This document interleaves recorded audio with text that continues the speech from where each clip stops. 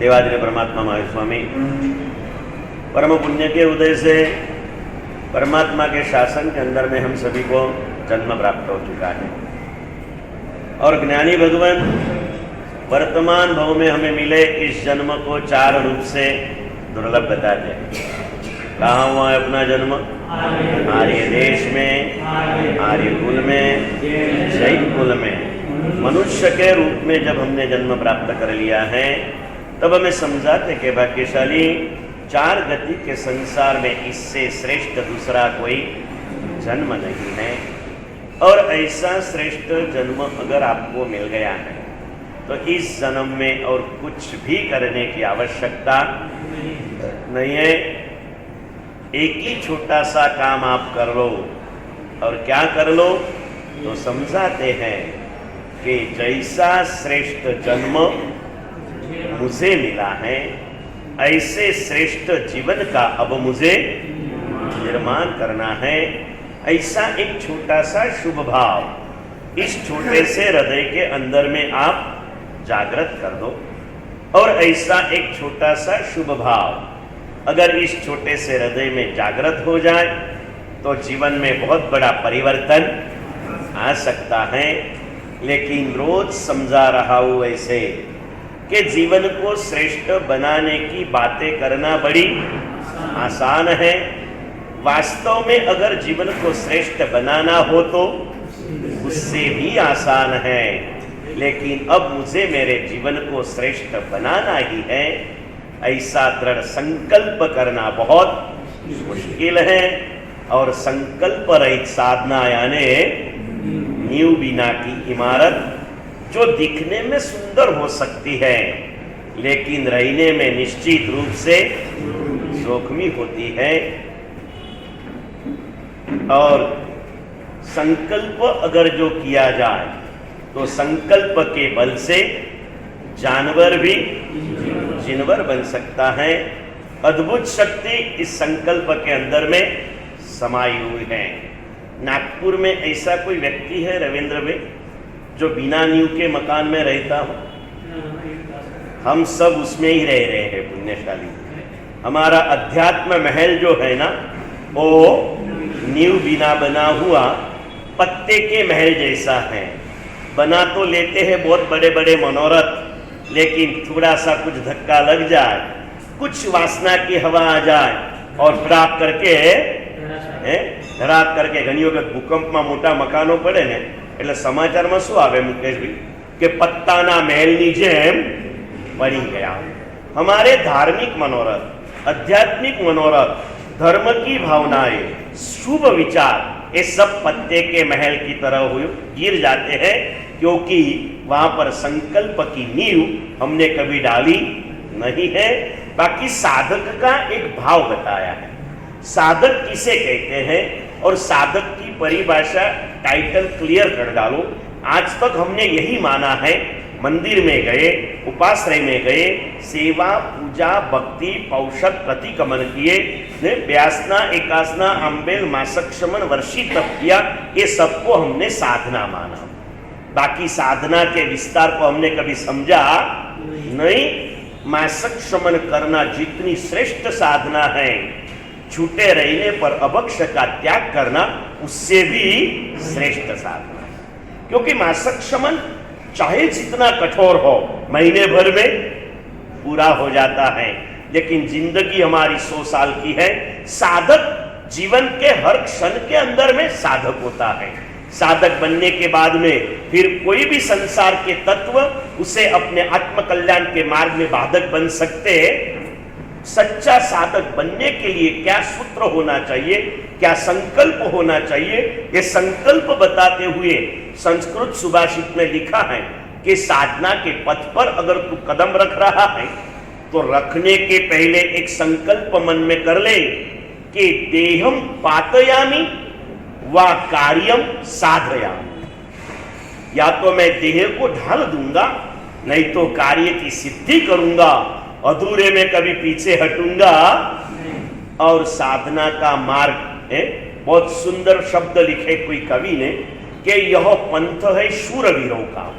यह पंथ है शूरवीरों का कायरों का काम नहीं, बढ़ना उनका लक्ष्य है, डरने का कोई नाम नहीं।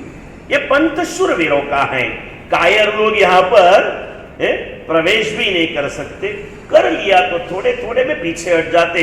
और फिर से ध्यान रखना, शारीरिक कष्ट माध्यम है, मन की समता साध्य है।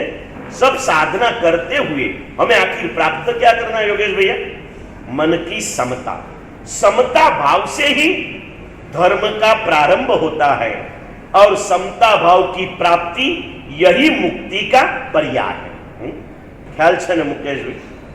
ધર્મનો પ્રારંભ એટલે આપણે સમ્યક દર્શન પામ્યા એટલે પ્રારંભ કહીએ, બરાબર ને?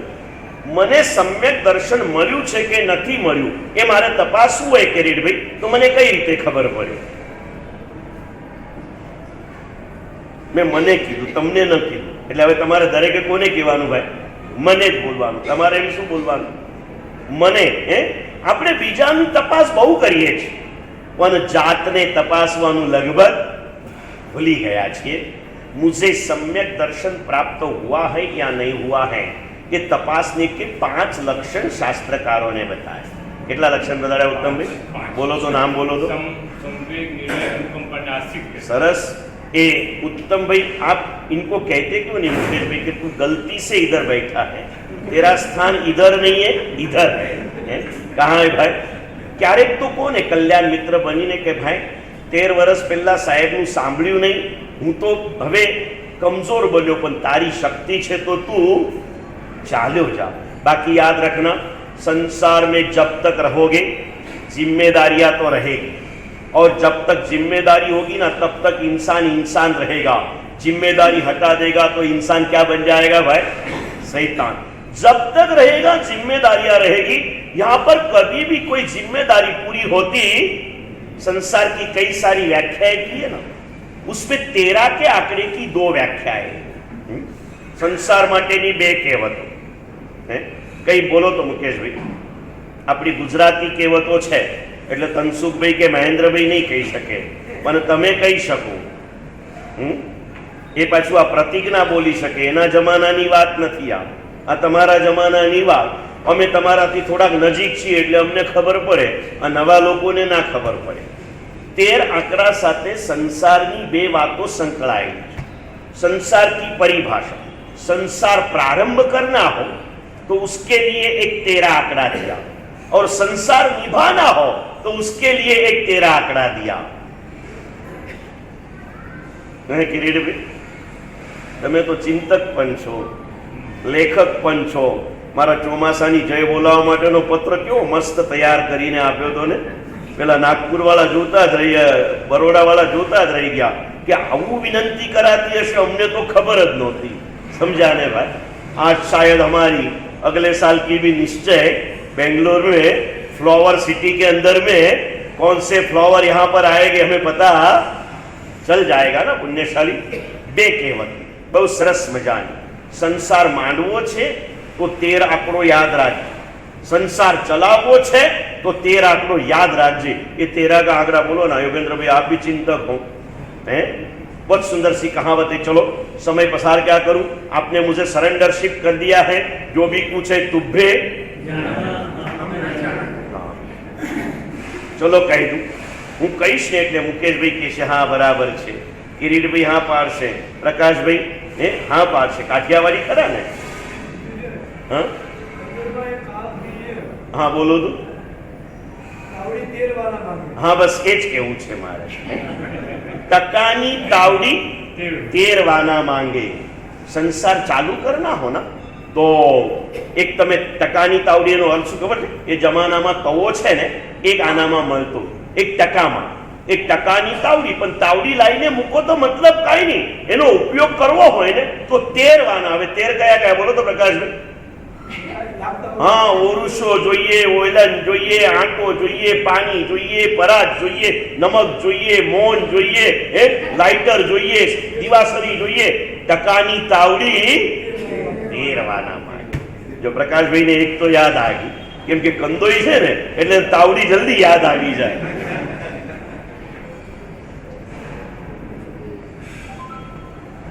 સંસાર પ્રારંભ કરना है તો સમજ કે ચલના. તેર તો એક આંકડો તાવડીને લઈને કીધું, ડગલે ને પગલે તું ઘેરાયેલો રહેવાનો છે, ઘેરામાંથી છટકી શકવાનો નથી.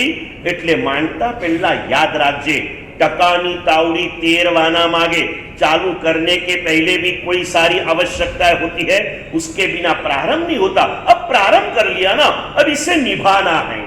और तू जब निभाने जाएगा और तुझे लगेगा बस इतना कर लूं ना, बस मेरा काम हो जाएगा, और जब तू वो मुकाम पे पहुंचेगा ना, तो ये मृगजल की माया है. प्यासा आदमी दूर से रण प्रदेश में देखता है, वहां पानी दिखता है. मान लो कि यहां से बापना ज्वेलर्स तक पानी दिख रहा है, और वहां पर पहुंचे तो पानी उतना ही आगे था जितना यहां से बापना ज्वेलर्स था. वहां पर पानी मिला है, आगे के चौक में गया, वहां देखने को गए तो प्रतीक के घर के पास गया, वहां देखने को गए तो और आगे जाता है. पानी दिखता है मगर मिलता. संसार में समस्या सुलझाने के लिए जाओ, लेकिन हवे 13 आंकड़ो कहो. हाँ, 3 सांधो ने 13 टूटे. ये एक समस्या पूरी करो तो दूसरी 2 खड़ी रहती है, 2 पूरी करो तो दूसरी 4 खड़ी रहती है. समस्याओं का अंत कभी आता नहीं है, और ये समस्याओं को समझना चाहिए. और इसीलिए तो ज्ञानियों ने संसार को असार बताया. लेकिन समग्र संसार में अब असार है और उसमें से ही जाना है, तो कुछ तो भी रास्ता निकालना पड़ेगा ना भाई. धुआंधार बारिश के बीच में से जाना जरूरी है. साधन कोई नहीं है तो कम से कम एक छतरी तो मिले तो रेनकोट पहन लो, नहीं मिले तो कम से कम छतरी तो लेना पड़ेगा ना, अम्ब्रेला तो लेना पड़ेगा ना भाई. रेनकोट ले लिया अब पूरे बच जाओगे, छतरी ले लिया तो कम से कम आपका शीर्ष स्थान तो बच जाएगा ना, फिर बाकी का तो आगे आगे देखा जाएगा.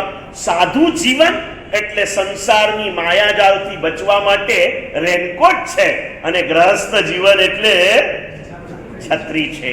ये कैसे जीना, इसके लिए बताया, सुंदर सा मार्ग बताते हुए पूज्य संयमभव Shri Maharaj art of living बताते हुए कहते कि हे जीव, जन्म जन्म से सुख की खोज में तू रहा है, लेकिन तेरी एक ही मंशा रही है, तू तेरे सुख से इतना सुखी नहीं है जितना तू दूसरे को दुख देकर के सुखी होता है, और तू तेरे दुख से इतना दुखी नहीं है जितना दूसरे के सुख को देकर तू दुखी होता है.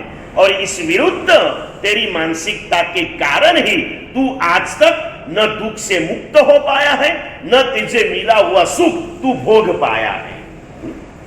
મળેલા સુખને ભોગવવા માટે પણ સુખ મેળવવા માટે લાભાંતરાય કર્મનો ક્ષયોક્ષમ જોઈએ, અને મળેલા સુખને ભોગવવા માટે भोगांतराय ने उपभोगांतराय कर्मना क्षयोक्षम જોઈએ. कपड़े के मिल के बड़े बड़े व्यापारी मिले, बंबई वगैरह में बड़े बड़े व्यापारी पुण्यशाली होंगे, हाइट बॉडी 6 फुट की, बॉडी एकदम काया, एकदम गोरी गुलाबी काया, टमाटर जैसी काया है, और कपड़े के मिल अच्छे में अच्छी भारी में भारी एक्सपोर्ट होने वाला कपड़ा वो बनाते, लेकिन खुद पहनते समय खादी का झब्बा पहनते. मैंने एक आदमी को पूछा, सच बोलना कारण क्या? कि गुरुदेव आ कपड़ा बनावीए छे पण अमे पहेरी नथी शकता. केम? आ कपड़ा पहेरीए ने पॉलिस्टर ना होय, नायलॉन ना होय, हजी घणी बधी हवे निकळ्યું सिल्क ना होय, आ कपड़ा पहेरीए ने એટલે ખજવાળ ચાલુ થઈ જાય. એ માણસ સાદા જ કપડા પહેરી શકે, એની પાસે પૈસો એટલો બધો કે આખી દુનિયાની કપડાની મિલો ખરીદીને રાખી શકે, પણ ભોગાંતરાય કર્મોનો એવો ઉદય હોય, ઉપભોગાંતરાય કર્મોનો, કે એ ક્યારે પણ એને પહેરી શકે.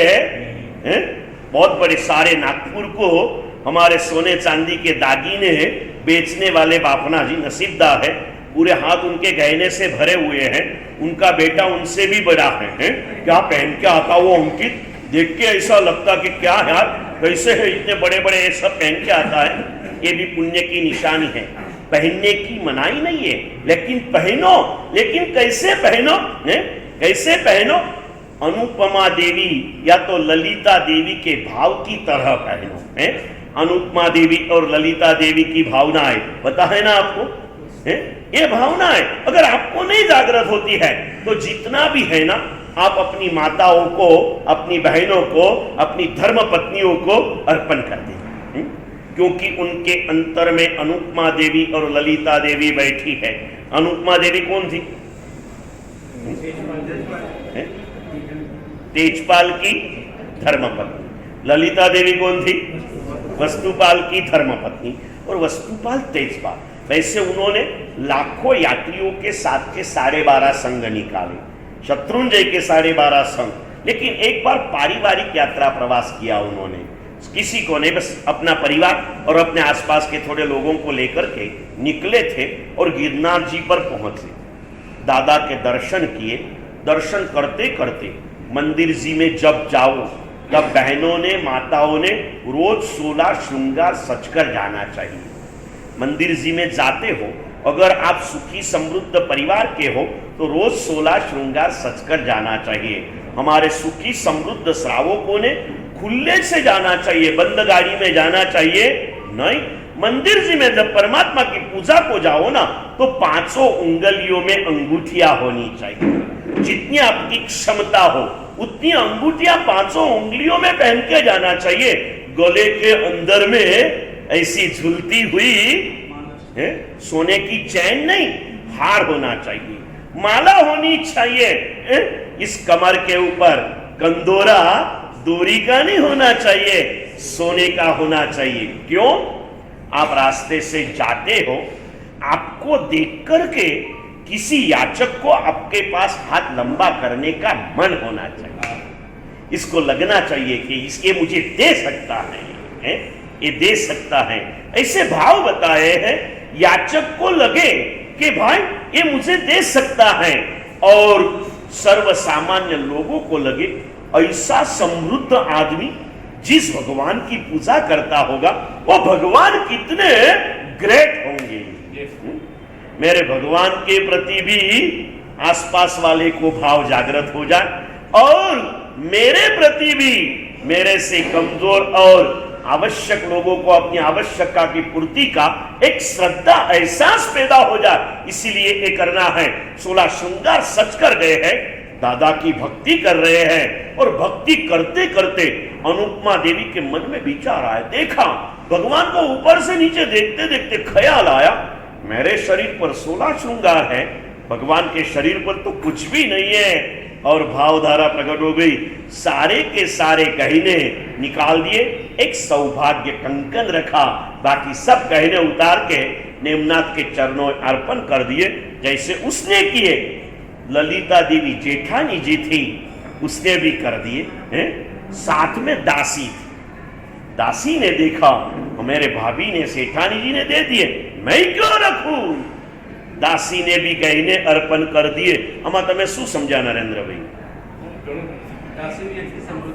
હા નિર્મલભાઈ હવે સમજા, એટલે હવે કોઈ પણ બાઈને કામ કરવી હોય તો નિર્મલભાઈ ત્યાં મોકલી આવ। સમજદાર શેઠ હોય તો કામ લાગે ને, પુણ્યશાળી।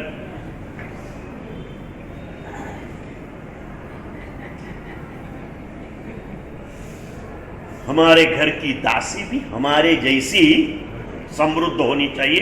क्या क्या भावनाएं होती हैं, क्या बताओ। ऐसे लोग आते हैं, ये माताओं कई ऐसी काम वाली को लेके आती हैं और फिर कहते गुरुदेव आने वास्केप नाखजो।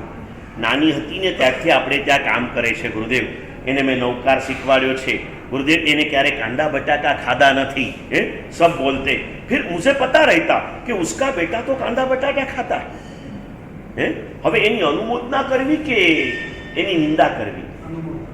કામવાળી બાઈને એને કાંડા બટાકા છોડાયા અને પોતાના છોકરા ખાય છે, હવે મારે એની નિંદા કરવી કે પ્રશંસા કરવી? યોગેશભાઈ नहीं, उसकी तो प्रशंसा ही करनी चाहिए, क्योंकि उसने एक काम वाली को ये संस्कार दिए, मतलब उसने अपने बेटे को भी दिए थे, लेकिन बेटा उस संस्कारों को अपने अंतर तक पहुंचा नहीं पाया, क्योंकि उसको जन्म से मिला था ना, इसलिए वो उसकी कदर कर सका है। वो बात आती है ना, बाप बेटा दोनों करोड़पति थे, और बाप हर चीज सोच सोच के, एक एक पैसा सोच सोच के यूज करता, अगर स्लीपर से चलता है तो चंपल नहीं लेता, चंपल से चलता है तो बूट नहीं लेता। जैसे चलता है, आज का बनाया हुआ ड्रेस 2 साल चलता है तो 12 महीने में चेंज नहीं करता। और बेटा तो फैशन बदले न बदले पूरा चेंज करते रहता। एक दिन ऐसे ही शांति से बैठे थे और बेटे ने देखा पिताजी हर चीज में ऐसी कंजूसाई करते हैं। कंजूसाई अवगुण छे, करकसर करना है गुण है। पिताजी कंजूस नहोता, करकसर था, करकसर। उसने पूछा कि पिताजी इतना सारा भगवान ने दिया है, मैं इतना खुले दिल से सब भोग भोगता हूं, आप क्यों हर चीज में इतनी सावधानी रखते हैं? और पिताजी ने बहुत अच्छा जवाब दिया अशोक भैया। पिताजी ने कहा बेटा उसका कारण है, तू खुले दिल से भोग भोगता है ये भी उचित है, और मैं संभाल संभाल के रहता हूं ये भी उचित है। बेटे ने कहा कैसे? तो उसका कारण है बेटा, तेरा बाप करोड़पति है। समझे आप? तेरा बाप करोड़पति है, मेरा बाप करोड़पति नहीं था। बचपन से मैंने मेहनत से पाया है ना, इसलिए मुझे किम्मत है। પેલી કામવાળીને અહીંયા આવ્યા પછી મળ્યું ને એને કિંમત છે, એને ઇજ્જત છે। આપણા છોકરાને જન્મથી મળી ગયું ને, હજી થોડા ઊંડા જાઓ, ગર્ભથી મળી ગયું ને, એટલે એને બહુ કિંમત રહેતી। और ये सब भगवान महावीर अंतिम देशना में बता के गए हैं। और बहुत जगह पर ऐसे देखने को मिलता है कि ऐसे मजूर लोग, कमजोर कुल वाले लोग, जैसे मैंने आपको एक बार बात बताई थी और मुझे पूर्ण विश्वास है आपको ख्याल नहीं होगी, डोंबिवली की मुस्लिम बाई की बात बताई थी, याद है? 7 घर में काम करने वाली वो फातिमा, क्या क्या उसका नाम था, और उसने ये सब किया और धर्मचक्र तप कर लिया। और जैसे उसका बहुमान संग ने किया, सोने की चैन से, वो चैन उसने क्या कहा? जिस अल्लाह की दया से ये मेरा रोजा हुआ है, उस आदिनाथ अल्लाह को ये मैं अर्पण करती हूँ। नक्की करशो ચોમાસામાં જેટલી પણ પ્રભાવ ના મળે એ સુકૃતમાં વાપરી નાખવા। સુકૃતમાં એટલે તમે રૂટીન ચડાવો લો છો એમાં નહીં, 11,000 15,000 સ્કીમમાં નહીં, જ્યાં ક્યાંય નથી આપણે આપ્યું ત્યાં આપવાનું, क्या આપવાનું है। मैंने एक बार बंबई में गोवालिया टैंक में चौमासा किया, बच्चों की शिविर थी। बच्चों को ये उपदेश दिया मैंने कि इस 5 शिविरों में आपको जो प्रभावनामे मिले ना, वो आप गरीबों को दान दे देना। पहली शिविर में जो मिला गरीबों को दान दिया। दूसरी शिविर में बच्चा इतने खुश, गुरुदेव आपने इतनी छोटी सी बात बताई, पता नहीं था कि इसकी इतनी खुशी हो सकती है, इसकी इतनी खुशी हो सकती है। दूसरे शिविर में मैंने बताया, आपको इसलिए बता रहा हूं कि आप अपने बच्चों को ऐसे संस्कार दे सके। ख्याल आए? दूसरी शिविर में मैंने बताया रविंद्र भाई कि आप हर संडे को शाम को चौपाटी जाते हो ना? बोले हाँ गुरुदेव। मैंने बोला हर संडे चौपाटी जाकर के आप खा के आते हैं? बोले हाँ गुरुदेव। मैंने बोला एक काम करना, शाम के समय चौपाटी पर जाके खाने की क्या खुशी होती है ये तो आप जन्म से ले रहे हो ना, एक बार करना। आज जब जाओगे ना तो घर से भोजन करके जाना और घर का भोजन साथ में लेके जाना, और वहां जो भूखे बच्चे बैठे हैं ना, घर का भोजन उनको देते जाना। उन्होंने प्रयोग किया और बच्चे कैसे रहते, सीधी बातें अंदर में उतर जाती। और इसीलिए बच्चे के लिए तो बहुत सारी कहावतें लिखी गई ना। हमने अकोला चौमासा किया था और अकोला चौमासा में जो सेंड ऑफ का कार्यक्रम था ना, छोटे बच्चे का कार्यक्रम था, तो छोटे बच्चे ने जो डायलॉग बोला था ना, मुझे आज भी याद है। मैं हर गांव में कहता हूं, वो छोटे बच्चे 4 बच्चे खड़े हुए, छोटे छोटे 6-7 साल के बच्चे थे। उन्होंने बोलना चालू किया धर्मेंद्र भाई कि हम बच्चे हैं, अक्कल के कच्चे हैं, फिर भी हम सच्चे हैं क्योंकि दिल से हम अच्छे हैं।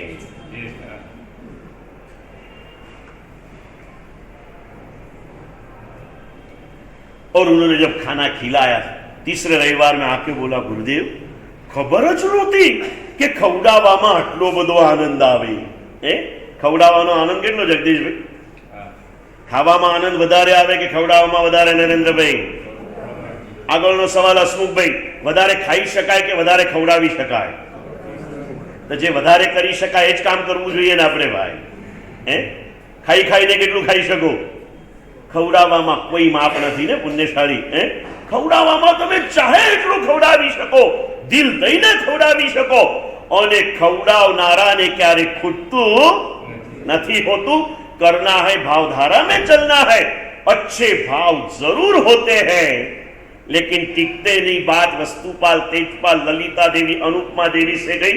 घर की काम वाली को कैसे संभाला जाता है, एक ऐतिहासिक घटना कह के ये कब हो सकता है, इस बातों को दशवैकालिक के माध्यम से आगे बढ़ेंगे.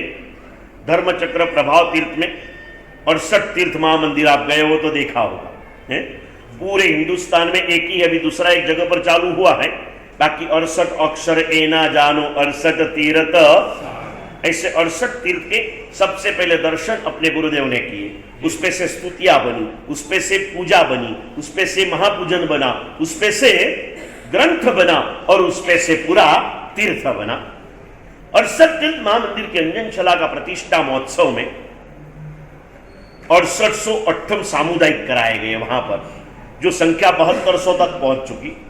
और उस अंजनशला का प्रतिष्ठा महोत्सव में आज शाम को अभी अंजन को घूंटना है. आपने देखा होगा ना सिमंदर स्वामी के समय में है? अंजन को घूंटने की विधि देखी क्या? नहीं देखी? अभी नहीं देखी हो तो ये देखने के लिए भी इस बार एक अंजनशला का रविंद्र भी करा लेना. क्या वो विधि आ रही थी है? देखना अंजन घूंटने की विधि. और अंजन घूंटने के लिए 10 साल के अंदर की कुंवारी कन्या ही ये कार्य कर सकती है. जैसे अंजन करने के लिए आचार्य भगवान के सिवाय किसी को अधिकार नहीं ना, वैसे ये अंजन घूंटने का अधिकार भी 10 साल से छोटी बालिका को मिलता है. और उसकी बोली बोली जाती है, समझाए जाते हैं अलग अलग एंगल से हर बातें समझाया, थोड़ी सी भूमिका बताई और चढ़ावा चालू हुआ. 5 लाख तक चढ़ावा रुका. थोड़ा समझाया, 7 लाख गया. 10 मिनट 7 लाख पर घूमते रहा, चला नहीं. संगीतकार ने बीच में ये लिया वो लिया, आदेश देना था. गुरुदेव ने मुझे कहा दर्शन छेल्ला एक बार समझावी दे, પછી જે થાય તે સાચું આદેશ આપવો છે આપણે.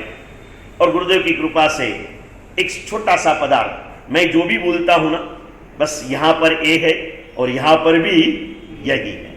जो भी बोलता हूं यहां कभी कभी जो गलती होती है ना, ये मेरा कभी अपनी घमंड में जाता है ना तब गलती होती है. जब तक इनकी कृपा को ग्रहण करते रहता हूं तब तक गलती होने की कोई संभावना नहीं है. गलती हो गई तो समझना कि मुझे अपना खुद का घमंड अंदर में आ गया है, तभी गलती हो सकती है.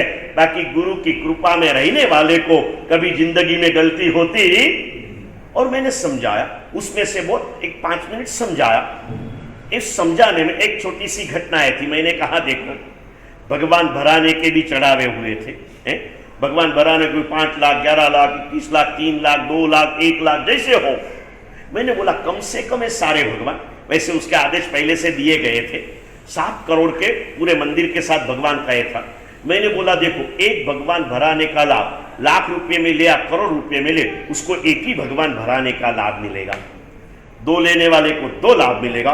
अंजन घूटने वाले को जितने भगवान का अंजन होगा ना वो सभी में प्राणारोपण करने की पूर्व भूमिका तैयार करने का लाभ मिलेगा. उसका क्या पुण्य होता है, क्या होता है, सारी बातें अगर आप अंजनशला का कराओगे तो मैं बताऊंगा. अभी आज तो इतना नहीं बता सकता. समझ गए ना भाई? हाँ, मुझे निर्मल भाई ने कहा और मुझे भी बात सच्ची लगी कि हमारे मंदिर में सब कुछ है, लेकिन किसी को स्वद्रव्य से रोज अष्टप्रकारी पूजा करना हो तो स्वतंत्र भगवान जैसे बड़े संघों में होते हैं ना, ऐसे भगवान हमारे यहाँ विशेष रूप से नहीं है. तो संघ की भावना होगी तो इसमें भी आगे बढ़ेंगे. लेकिन बात यहाँ की है अपने परिवार में सेवा देने वाले के प्रति भी क्या भावना है हमारे हृदय में होनी चाहिए.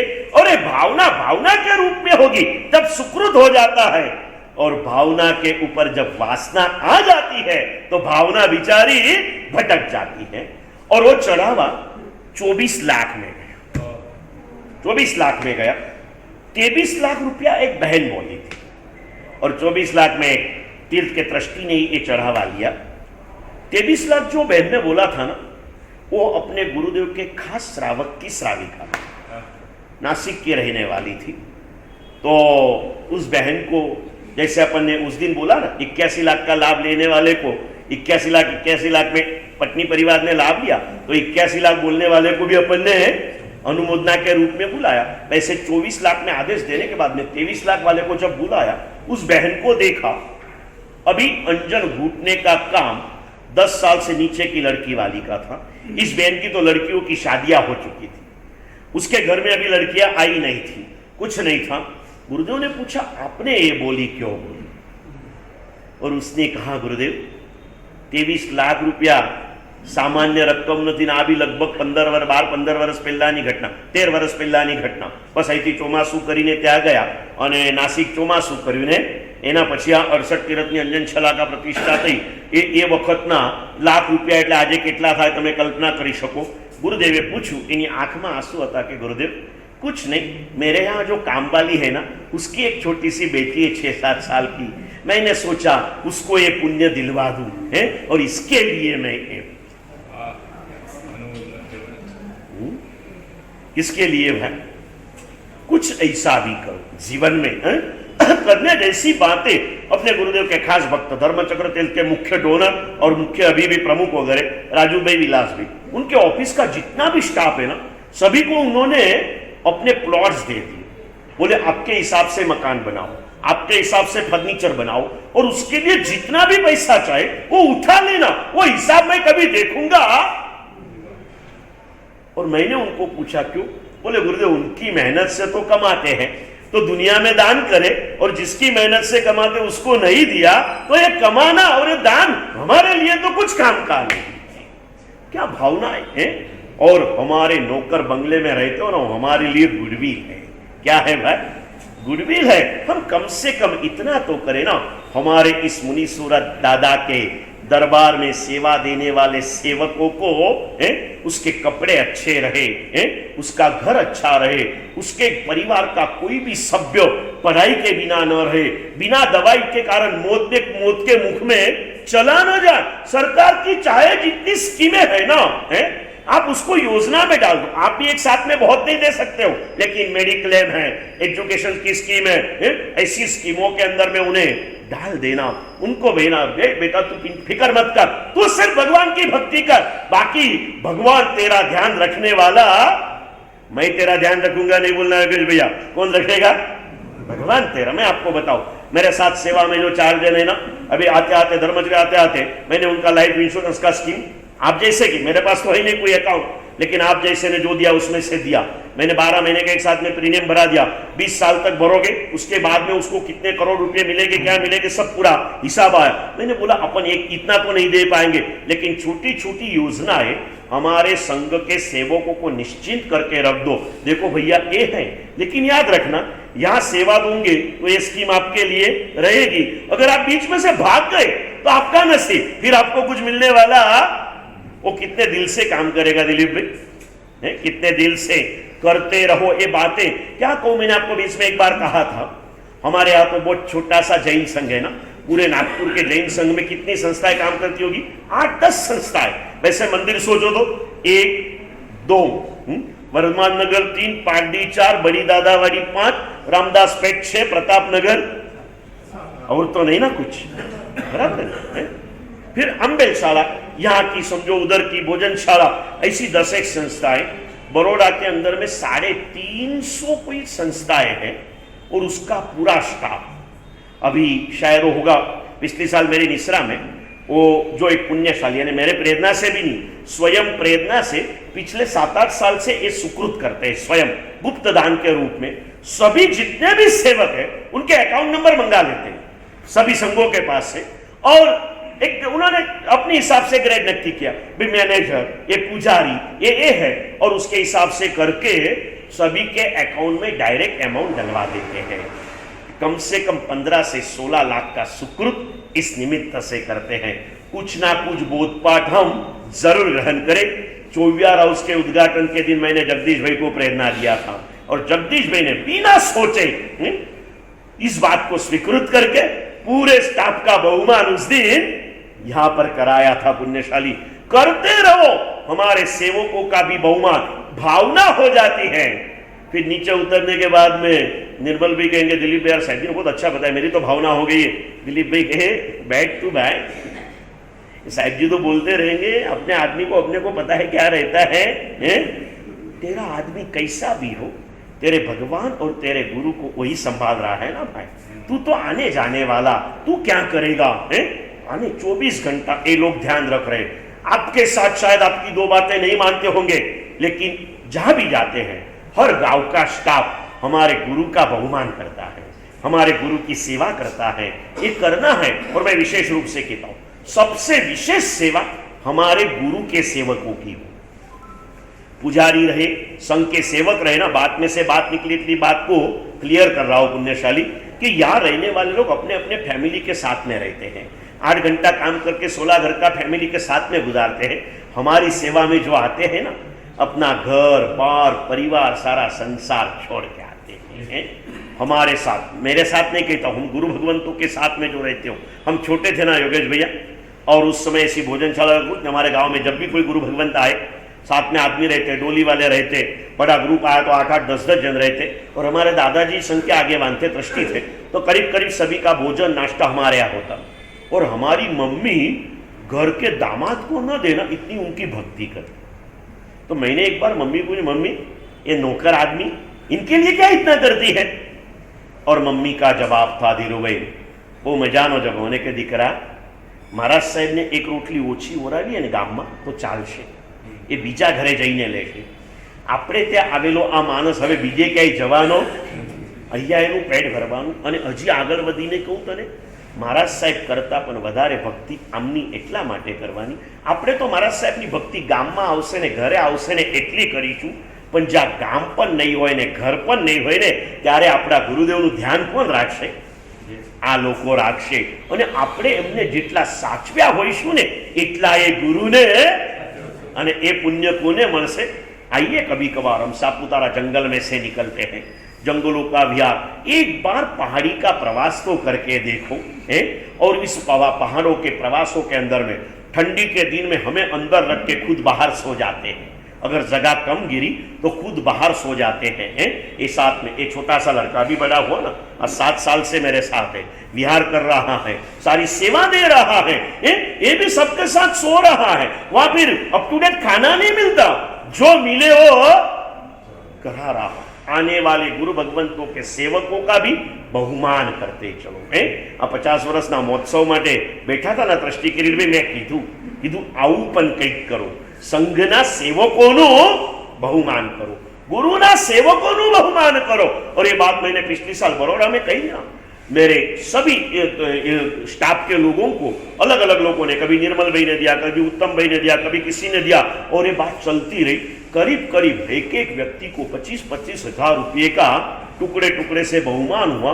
और होते रहा ना तो वो लोगों की भावना में कई बार, गुरुदेव आटला वर्षों में आવું तो कोઈએ અમારું ध्यान જ નથી રાખ્યું। ગુરુદેવ પૈસાનો નથી સવાલ, પણ જે પ્રેમ લોકો આપી રહ્યા છે ને ગુરુદેવ, આવો પ્રેમ જિંદગીમાં ક્યાંય નથી મળ્યો, क्याय नहीं मलो। मैं आगे भी प्रेरणा देता हूँ, आगे और दूंगा। परिषद में जो आएगा वो सकल संग समझ लेने का, बराबर है ना बात है। फिर आगे पीछे जिनका समय हुआ वो आते हैं, जिनका समय परिपक्व नहीं हुआ वो आने पर भी आ सकते हैं। जो आएंगे तब बताएंगे, लेकिन आप बैठे हो तो शांति से आपको बताओ, एक सुकृत ऐसा भी करना योगेश भैया, एक सुकृत ऐसा भी करना, 12 महीने में सिर्फ एक बार, कम से कम एक बार पूरे मंदिर जी के स्टाफ, 7 मंदिर का स्टाफ 50 आदमी का होगा ना, अगर घर में जगह नहीं है तो अपने परिवार के साथ यहां आना और एक टन उसकी भक्ति अपने हाथों से करना। कैसे करना? अपनी तरफ से पूरा शाही मेनू बनाना, उनको बिठाना, वो बैठे होंगे, परोसते होंगे और फिर उसको लानी देना। ये जो देंगे ना, आप क्या बताओ, अकोला चौमासा क्या है निकुंज भाई, यही स्टाफ था अपना, बड़ा था वहां पर, संख्या भी बड़ी थी, 300 के ऊपर तपस्वी थे, 25-30 आदमी अनिल के थे, 10-12 आदमी इसके थे, वहां के आदमी, 60 लोगों का स्टाफ था मंदिर जी के अंदर में। मेरी ये बात सुन ली और मैंने ऐसी कोई पर्सनल नहीं, जैसे जाहिर में प्रेरणा दे दी। जो रसोड़ा कमेटी थी ना निर्मल भाई, एक दिन उन्होंने ऐसे सब पूरा हो गया था, थोड़े दिन बाकी थे, आखिरी पारने के बाद में तो लोग चले जाते, तो पारने के 1-2 बेचने बाकी थे और उपवास था। तो उपवास के दिन इन्होंने रसोईया को बोल दिया, भाई काले साइड मेहमान से जरा रसोई सारी बनाई देजो। मेनू खुद नक्की करके दिया, 3 मिठाई, 3 फरसान, 3 सब्जियां पूरा। और ये आदमी ऐसे रहते, अगर मेहमान आने का रहे ना तो मेहमान को खाना खिलाए बिना खाते नहीं। 12 बजे 12:30 बजे न हमारे पास में मेहमान, मुझे भी कोई पता नहीं था ये चीज का। 12:30 बजे रामजी आया, बोले गुरुदेव साइड मेहमान નું કીધું છે, કોઈ આયા નથી, બધું બનાવીને તૈયાર છે, કોઈ દેખાતું બી નથી, તો ક્યારે આવશે, ક્યારે જમશે ને શું કરીશું ગુરુદેવ? મેં કીધું ભાઈ મને ખબર નથી। એટલામાં પેલા ત્યાંના ટ્રસ્ટી આયા જે રસોડા કમિટીમાં પણ હતા। પછી મેં કીધું ભાઈ આ શું મહેમાનનું પૂછે કે આવી ગયા, મહેમાન આવી ગયા, ચાલ રામજી કે ઉપર ચાલો। ઉપર ગયા તો કોઈ દેખાય નહીં, અને આખા 10-15 જણાની કમિટી આવી, અને પછી આખા સ્ટાફને બોલાવ્યો એ કે ભાઈ આજે અમારા મહેમાન તમે છો અને બેસો તમે, આજે તમારે બેસવાનું છે અને અમારે તમને। એ લોકો જોયા કરે એકબીજાના મોઢા, બેસવા તૈયાર ન થાય। પરાને બેસાડ્યા, શેઠિયાઓ પીરસવા જાય ને એ લોકો ઊંચી નજર ન કરે, આંખમાંથી આંસુની ધારા। શેઠ અમને પીરસે, 10 કરોડનો માલિક 10 રૂપિયાના માણસને પીરસી રહ્યો છે, એનો જે આનંદ એને મળ્યો, તમને કહું અડધી રસોઈ વધી પડી, खाई न सका है लोगों। ऐसे ही अहमदनगर में चौमासा किया, मंडल के सब युवान थे ऐसे, उन्होंने तपस्वी के पहले 50 आदमी के स्टाफ का दूध से पाव धोकर के बहुमान किया, फिर तपस्वियों का किया। आप सेवकों को नौकर मत मानो। 10वीं का जो कल्पसूत्र सुनते हो ना, कौटुंबिक पुरुषों छे, आ बधा कौन छे? कौटुंबिक पुरुषों छे। पुण्यशालियों, निश्चित रूप से इस भावधारा को संकलित करना है। अच्छे भाव जागते हैं लेकिन टिकते क्यों? भावना के ऊपर वासनाओं का आक्रमण आ जाता है। करना तो है लेकिन क्या ऐसा है, या तो हम हमारी समस्या को आगे लाते हैं, या तो कोई हमें भटका देते हैं। भाई होय होय पण जेने जेटલું મહત્વ અપાતું હોય ને એટલું અપાય ભાઈ, બધાને એક સરખા ન અપાય। બરાબર છે, જેને જેટલું અપાતું હોય એટલું અપાય, પણ મહત્વ જ અપાય। શું અપાય ભાઈ? એનું महत्व તમે ઘટાડી તો ना सको ने पुण्यशाली। और कहता हूं ये हमारा प्रभाव नहीं, भगवान का प्रभाव है, जैन शासन का प्रभाव है। हमारे संस्था में सेवा देने वाला सेवक वर्ग निश्चित रूप से बड़ा खानदान होता है। कमजोरी तो मुझसे कहाँ नहीं होती है गलतियां, मैं इतना आचार्य हो गया ना, आज मुझसे भी गलती होती है। आप श्रावक, आपसे कभी गलती नहीं होती क्या? और गलतियां जब हो ना निकुंज भी, तो क्या सोचना, पहले मैं भी है ना स्टार्टिंग पीरियड था, साधु जीवन बहुत कड़क पालन करता था, शरीर में जोम था, मन में उत्साह था। अब शरीर से भी थक गए, शरीर थक गया तो मन भी थक जाता, कभी मन के कारण शरीर थक जाता। ये साइकिल है ना दोनों की, स्टार्टिंग में बहुत, और फिर दूसरे साधु की गलती हो जाए तो उसके ऊपर पूरा चढ़ बैठता, रुबाब करता, ये करता, कोई ऐसे मिले बहुत गुस्सा करता, ये करता। और एक बार योगेश भैया एक वाक्य पढ़ने को मिला, तब से पूर्ण रूप से तो नहीं जाता ना, कोई बड़ी जख्म हुई हो तो मिट जाती है लेकिन निशानी तो रह जाती ना। वैसे विषय कषाय अनादिकाल के संस्कार है ना, पूर्ण रूप से नहीं जाते लेकिन कम तो हो सकते हैं। दूसरे की गलती पर मैं जल्दी से उबर जाता, और ये बचपन से मेरी आदत थी। भाइयों को बहनों को बोलना, मारना, गाली गलौज करना, ये तो जैसे मेरा अधिकारी था, है? ऐसा मानकर ही मैं करता था, क्योंकि मैं बड़ा था ना, और बड़े का बड़प्पन छोटे को दबाने में होता है। बड़ों का बड़प्पन हम लोग भी यही मानते हैं ना। हमारा बड़प्पन किस में होता धनसुख भाई? ना हूँ घनी वखत को मोटानी मोटाई नानाने दबाववामां नहीं पण पोतानामां समाववामां होय छे। सेनामां होय छे भाई? अपने दिल में समा लीजिए, ये कहीं ना। लेकिन एक बार एक वाक्य पढ़ने को मिला कि बीजानी जे भूल जोईने, શું કીધું ગેરીડ ભાઈ? બીજાની જે ભૂલ જોઈને તું અકળાઈ જાય છે, એ ભૂલ તારા હાથે થાય ત્યારે તું શું કરે છે?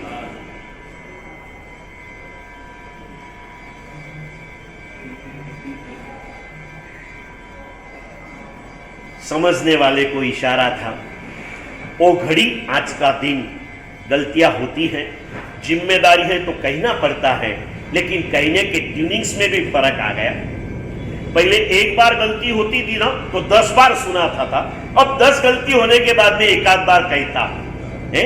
इतना फर्क आता है और आता है। ये किसी के समझाने से नहीं आता, हम समझे तो आता है, हम समझे तो आता है। समझाने वाला लाख मिले लेकिन हम नहीं समझे तो और इसीलिए तो महाराष्ट्र में कहा गया ना कि तुझ्या जीवनाचा खरा शिल्पकार तूच आहेस।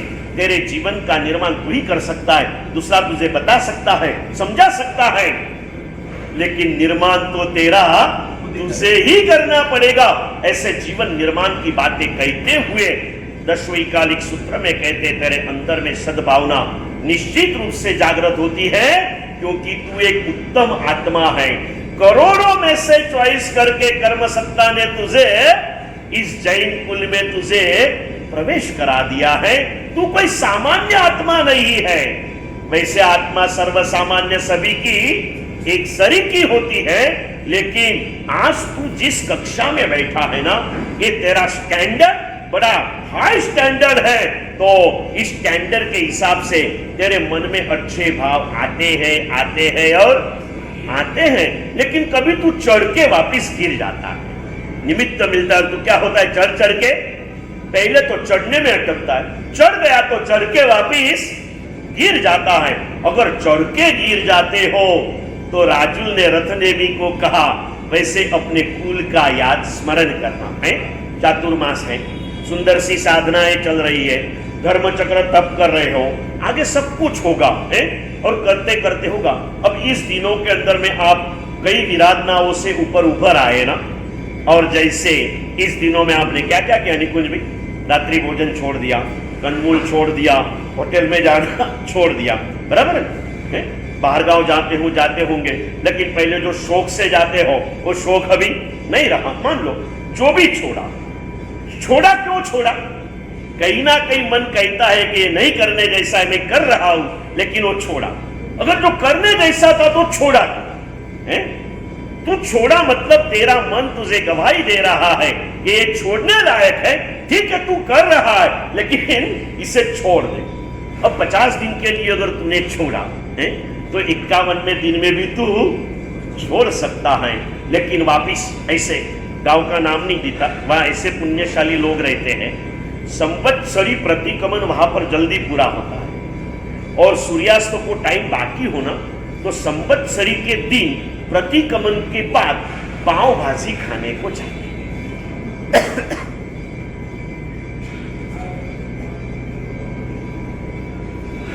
आप बिलीव नहीं करोगे इस बात को, लेकिन इस बात पर बैठ के कोई झूठ नहीं कहा जाता है। समय के साथ अभी उनमें परिवर्तन भी आ चुका है, लेकिन वो दिन थे ये भी करते थे ना। अरे आज क्या सूर्यास्त થયો છે, આપણે બચકાન ભલે 24 નું લીધું, પણ એ તો સૂર્યાસ્ત પછી लागू પડે। અત્યારે ખાવામાં કઈ પાપ લાગતું, 8 दिन नहीं खाया था, उसका पारना उस दिन करते। पाचन संभाल लेने के बाद, पर्यूषण के बाद का पहला रविवार तो सारे शहर के होटल लारियां फुल हो जाती। क्यों? चढ़ा जो था वो गिर गया, चढ़ा हुआ क्या हो गया। जब जाने का मन हो जाए, जैसे राजी मती ने रथनेमी को कहा, भाई अगर तू अब चढ़ने के बाद में गिर रहा है, गिरने के पहले एक बार तू तेरे उच्च कुल का स्मरण कर ले। मेरा कुल कैसा है, जिस गंदगी को मैंने छोड़ दिया उससे वापिस अभी मुझे मैं कई बार कहता हूं, आखिरी सप्ताह जो आएगा ना, कार्तक सुद सातम से पूनम का, उस दिनों में मैं इस बातों को कहता हूं, लेकिन आज कह दूं, मुझे विश्वास है तब तक आपको याद रहने वाला नहीं है ना भाई, इसलिए कह दूं। मैं कहता हूं, एक सामान्य एग्जांपल देता हूं, ये कह के आज रुकना है, हमें वन्नावली करना है।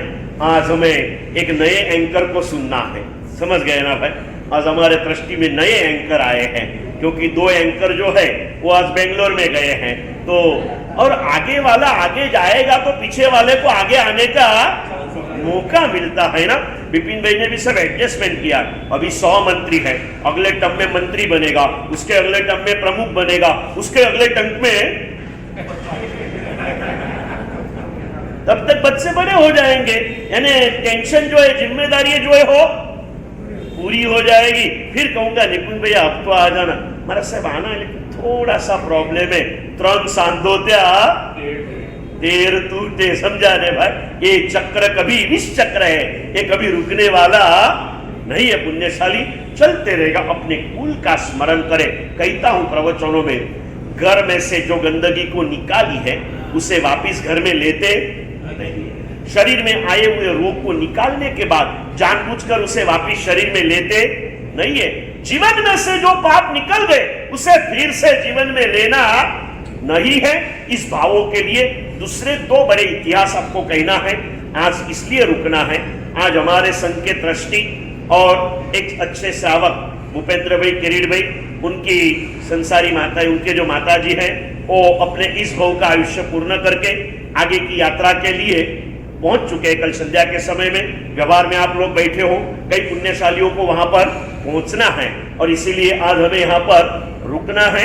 एक भावना है, जब पहले 8 दिन के पहले थोड़े सीरियस हुए थे, सुबह सुबह मुझे बुलाने को आए, मैं गया, नौकार मांगलिक वगैरह सुनाया, और अभी 8 दिन के बाद उस दिन अगर कुछ हुआ होता तो नींद में चले जाते, लेकिन कल जो गए ना, जागृत अवस्था में गए, न कोई वेदना, न कोई पीड़ा, न कोई हाय होय, और सालों के साधक को जो दुर्लभ है ना, ऐसी समाधि के साथ हो गए। जाना मतलब कुछ नहीं, धर्मात्मा के लिए मृत्यु मतलब वेश परिवर्तन की तरह देह परिवर्तन की प्रक्रिया है? और एक धर्मात्मा है, ऐसे माता जी गए हैं। तो आज जो नौकार हम गिनेंगे, उस आत्मा की परम शांति की भी भावना इसके अंदर में सम्मिलित रखेंगे, और साथ साथ में हमारी इस साधना के इस यज्ञ में जो सुंदरता से चल रहा है आषाढ़ सुद बीज के दिन से, लेकिन इसमें भी आया हुआ यज्ञ हमारे मुनि भगवान आज अस्पताल के अंदर में है, और ये आज का नहीं है, आज ये 5वां 6ठा चौमासा है कि उनको ऐसे अस्पताल में भर्ती होना पड़ता है। पहले 2-3 साल उनको किडनी स्टोन के कारण जाना पड़ा, अभी इस बार इसके कारण आना पड़ा। कुछ ना कुछ आते रहता है। समाधान इस चीज का है कि इतनी वेदना में भी उनकी समाधि सुंदर रहती है, न रोना न कुछ करना, वेदना होती है तो ये करना। तो ऐसे एक हमारे छोटे से मुनि भगवान, कोई भी रहे तो भी हम सद्भावना रखते हैं। आज तो वो हमारे इस चातुर्मास के हिसाब से नागपुर संघ के फैमिली मेंबर है, उनको जल्दी से संयम के अनुकूल स्वास्थ्य प्राप्त हो जाए, और इस माता जी को, इनकी आत्मा तो अभी अपने अगले भोग का पूरा उनका जीवन चालू हो गया होगा। हम तो अभी यहाँ पर उनकी क्रियाएं करेंगे, उनका तो नवजीवन, लेकिन वो भी आगे बढ़ते परमात्मा पद को प्राप्त करें। और ये सभी की सद्भावना हमें भी व्यक्तिगत रूप से सद्भावनाओं के प्रति गतिमान करें। ये सद्भावनाओं के साथ परमात्मा की बातें कहते हुए हार्दिक भावों से क्षमा याचना।